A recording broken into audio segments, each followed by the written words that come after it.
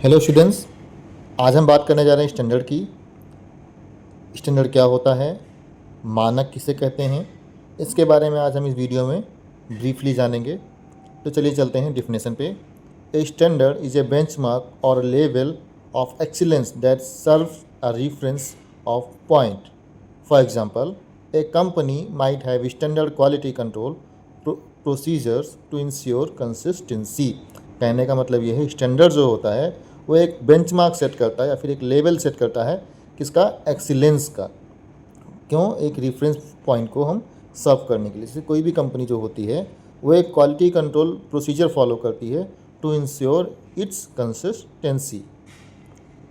बात करते हैं, a standard can be define a unit of measurement like meter, kilogram or technical specification that ensure capability और interoperability।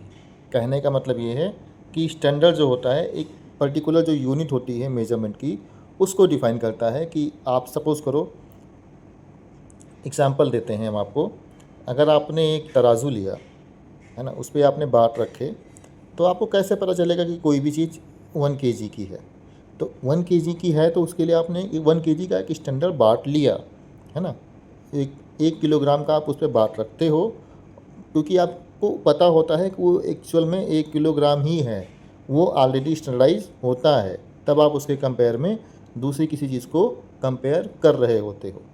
बात समझ में आई? चलिए स्टूडेंट्स, हमने डिस्प्ले पे भी डिफरेंट डिफरेंट टाइप से आपको एक्सप्लेन करने की कोशिश करी हुई है।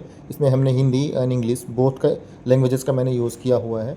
आप डिस्प्ले को यूज़ करके आप जो है चीज़ों को देख सकते हो, पढ़ सकते हो, है ना। बाकी मैं ओरल वे में भी आपको समझाने की कोशिश कर रहा हूँ, जिससे आपको चीज़ें ज़्यादा स्टैंडर्डाइज वे में समझ में आए, है ना, इन ए क्लियर वे। देखिए, स्टैंडर्ड का मतलब होता है मानक।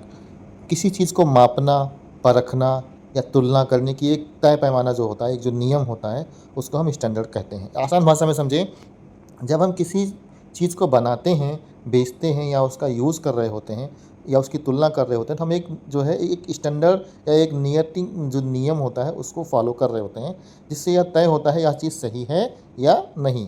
जैसे हम सपोज़ करो, जैसे आप लंबाई को जब आप मेजर करते हो तो आप फीट या इंच का जो स्टैंडर्ड है उसको यूज़ कर रहे होते हो, है ना। अगर ऐसे कोई बोले कि हमारी जो ऊंचाई है, लंबाई है 2 हाथ है, मेरी ऊंचाई लंबाई 2 डंडे है, तो इससे क्या होगा, कोई प्रॉपर जो है कंपैरिजन हो नहीं पाएगा।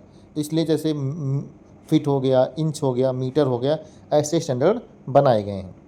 ऐसे दूसरा एग्जांपल लेते हैं, जैसे आप दूध लेते हो, दुकानदार कहता है 1 लीटर है, तो अगर वो 1 लीटर जो है आपको सिर्फ 900 ml दे दे, तो इसलिए 1 लीटर को 1000 जो है ml के बराबर हम कंपेयर करते हैं, जिससे तोल मोल जो है बराबर वे में हो जाए। जैसे आप पढ़ाई कर रहे हो, तो एक पढ़ाई की क्लास में एक पासिंग मार्क का स्टैंडर्ड होता है ना 33% का, है ना। अगर यही 33% ना हो तो किसी को भी 10 नंबर में पास कर दो, किसी को 80 नंबर लेके भी फेल कर दो, तो वहाँ पे कोई प्रॉपर जो है न्याय तो हो नहीं पाएगा। इसलिए स्टैंडर्ड को बनाया गया है ना। जैसे कोई दुकानदार से आप आलू ले रहे होते हो, तो वो 1000 ग्राम आलू आपको देता है, ऐसा नहीं है 1 किलो के बराबर में, है ना। बात समझ में आ रही है स्टूडेंट्स? आई होप चीज़ें आपको इजी वे में समझ में आ रही हो। कहीं भी कोई भी डाउट हो आप कमेंट सेक्शन में पूछ सकते हैं, हम आपको रिप्लाई ज़रूर करेंगे। चलिए आगे बढ़ते हैं।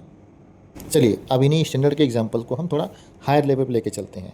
जैसे आप लेबोरेटरी में जब आप वाटर का सैंपल चेक कर रहे होते हो, तब जब आपके वाटर का पीएच जो है 7 आ रहा होता है, तो आप कहते हो हाँ पानी ठीक है ना। अगर यही वाटर का जो पीएच है ये आपका 4 या 8 समथिंग आ रहा होता है, तो आप 4 आएगा तो आप बोलोगे एसिडिक है, 8 आएगा तो आप बोलोगे बेसिक। क्यों? क्योंकि आपने एक स्टैंडर्ड मेजर करके एक जो स्टैंडर्ड आपने सेट कर रखा है ना।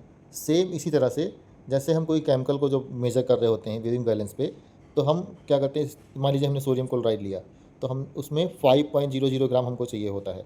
तो हम क्या करते हैं, पहले वेविंग बैलेंस को कैलिब्रेट कर रहे होते हैं। उसको कैलिब्रेट करके हम देखते हैं उस पर 1 ग्राम, 2 ग्राम, 3 ग्राम, 4 ग्राम, 5 ग्राम का स्टैंडर्ड रख के हम पहले उसको डेली बेसिस पे कैलिब्रेट कर रहे होते हैं। फिर हमको मान लीजिए NaCl का वेट लेना है या किसी और केमिकल का वेट लेना है या मॉइस्चर निकालना है ना, या LOD निकालना है, तो हम अलग अलग सैंपल्स का वेट फिर दिन में हम लेते हैं।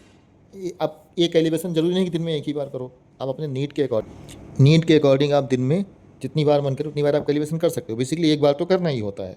उम्मीद करते हैं आपको वीडियो समझ में आया होगा। चलिए मिलते हैं नेक्स्ट वीडियो में। Thank you.